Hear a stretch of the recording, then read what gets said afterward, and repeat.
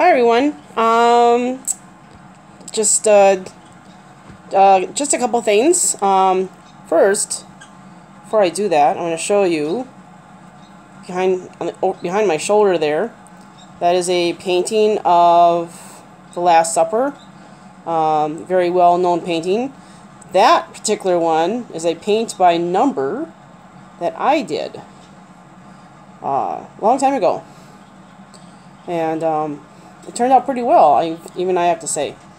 Some of the spaces were so small I had to use the end of the paintbrush to fill them in. But anyway, so I wanted to show you that. So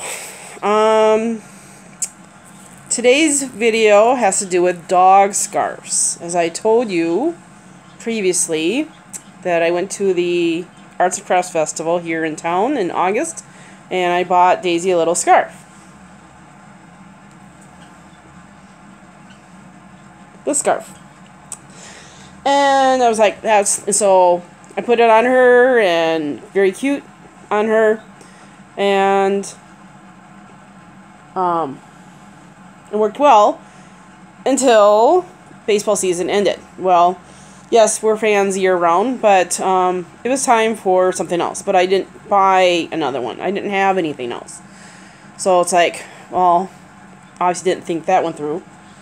So I did some thinking. It's like, well, you know, yeah, I can go buy some fabric, but the smallest amount you can buy is a quarter yard,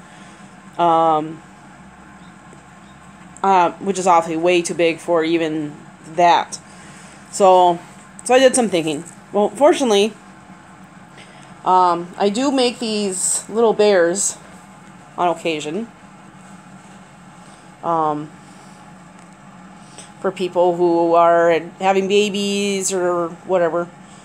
And so I have this bag with all my bear stuff in it, and in that bag is fabric. So I accumulate pieces of fabric for you know, you buy a quarter yard or half a yard fabric, and you make a bear, and you have extra fabric. So you think, well, okay, well, someday I'm going to need, you know, I'm going to need to make another bear, and I may, you know, want that fabric.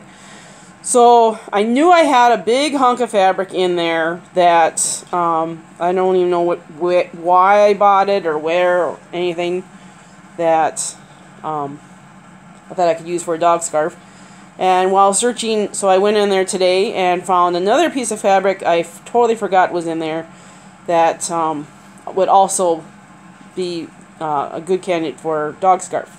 So I want to tell you, I already did them because I didn't know if it was going to work out or not. So basically, I took Daisy's scarf and I laid it on the corner of the fabric, and I cut it a little, basically the same shape, only a little bigger, and then I folded over the top edge, just like on this. The important part is to make sure that it will fit the dog's collar. So if you're making one from scratch, you got to go with the width of the dog's collar. And then I did a very quick stitch across to secure the flap. Took my pinking shears and trimmed the edges so I wouldn't have to. I was trying to avoid hemming that.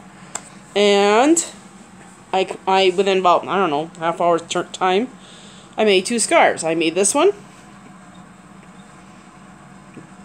This is the fabric that I was thinking of, and the other one, which Daisy is already wearing, and she's next to me, but she's already buried. So let's see if we can.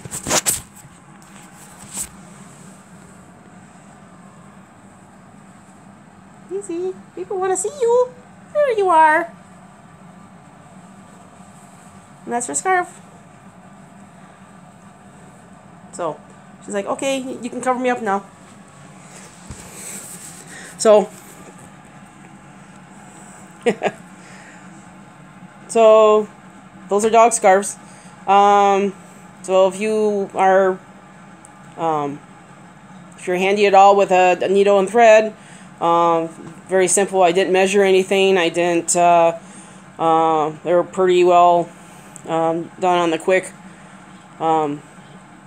Obviously, I already had the twins one as a template that I could use. If you're making one from scratch and you have a much bigger dog, you're gonna have to, do some experimenting.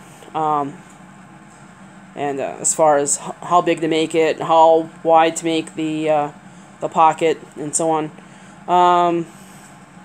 So yeah, I've done needle crafts for most of my life, and 30 years maybe. So I'm a little handy with a needle and thread.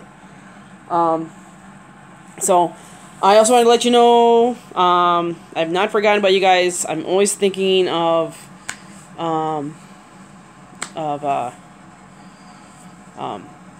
video ideas. I've got one in particular that I've been working on in my head. A couple of you know about it. I am going to do it. Just a lot of little details to figure out, and I've got it. It's mostly there, so stay tuned on that one. So I think that's all I have for today. So as usual, be willing to answer questions or whatever. I take suggestions or ideas in the comments. Check out my Instagram.